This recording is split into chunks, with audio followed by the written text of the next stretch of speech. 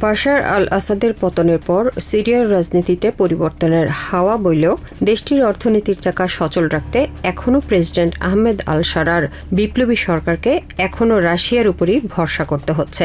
রয়টার্সের তথ্যমতে এবছর রাশিয়া থেকে সিরিয়ায় তেল আমদানি ৭৫% বেড়ে দৈনিক ৬০,০০০ ব্যারেলে দাঁড়িয়েছে। অথচ গত বছর পর্যন্ত এই বাজারের নিয়ন্ত্রণ ছিল ইরানের হাতে।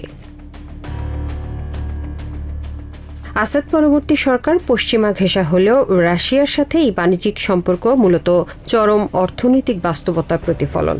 বর্তমানে দামাস্কাসের দৈনিক তেলের চাহিদা প্রায় ১.৫ লাখ ব্যারেল, যার বড় একটি অংশ পূরণ করছে মস্কো।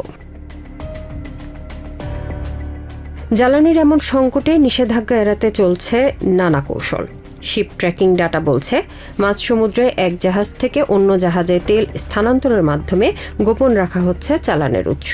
এই প্রক্রিয়ায় যুক্ত অনেক জাহাজই আমেরিকার নিষেধাজ্ঞার তালিকায় রয়েছে। রয়টার্স সুনির্দিষ্টভাবে এমন ২১টি জাহাজ চিহ্নিত করেছে, যেগুলো প্রায় প্রতি সপ্তাহে রাশিয়া থেকে সিরিয়ার বন্দরে এসে পৌঁছায়।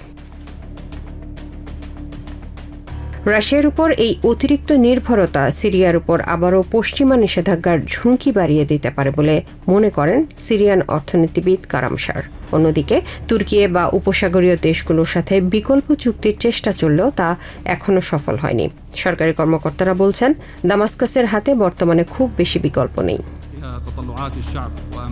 বাশার আল আসাদের পতনের পর দেশটির দায়িত্ব নেন একসময় পশ্চিমা নিষেধাজ্ঞায় থাকা আহমেদ আল শারা।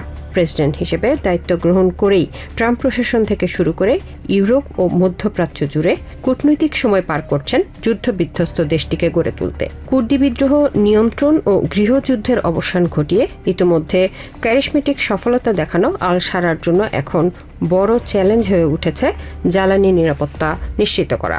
আন্তর্জাতিক রাজনৈতিক মেরুকরণের মুখে দুই পরাশক্তির প্রভাব বলয় বৃত্তে থেকে কতটা সফল হতে পারেন সেটাই এখন দেখার পালা।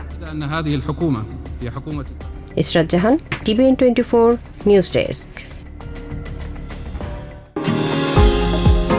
নিউ ইয়র্ক থেকে সম্প্রচারিত TVN 24 টেলিভিশন বিশ্বজুড়ে বাঙালির কণ্ঠস্বর।